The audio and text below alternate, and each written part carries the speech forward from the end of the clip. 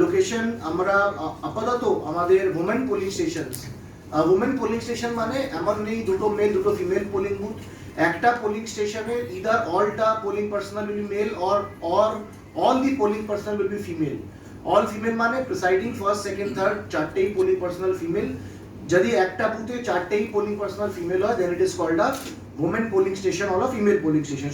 Polling বুথে গিয়ে রাত্রি থাকবে এন্ড দেন পোল ডেতে পোল করে সন্ধ্যা দিকে যখন পোলটা 6টা 7টা 8টা ওই পোল শেষ হবে তারপর ওই মাল ম্যাটেরিয়াল গুছিয়ে আবার ওরা রিসিভিং সেন্টারে আসবে। সো এই মুভমেন্ট নর্মালি হয় P-1 ডে, কিন্তু আমাদের যেহেতু গোসাবা আর প্রান্তিক এলাকা আমাদের সুন্দরবন এলাকা রয়েছে, সো আমাদের দুটো এসি এমন রয়েছে, পুরো গোসাবা পুরো 260টি পোলিং স্টেশন আর পাথর প্রতিমা 138টি পোলিং স্টেশন। এই দুটো প্রান্তিক এলাকায় আমাদের কিন্তু P-2 ডেতে মুভমেন্ট হয়। তো টোটাল 398 পোলিং স্টেশন এর মুভমেন্ট P-2 ডের মানে P-2 ডেতে হবে। বাকি জেলায় কিন্তু P-1 মানে নর্মাল মুভমেন্ট হবে। তো এটাও আমরা কিন্তু কমিশন থেকে পারমিশন পেয়ে গেছি। লাস্ট ইলেকশনেও P-2 মুভমেন্ট ছিল অ্যান্ড এই ইলেকশনেও তাই থাকছে।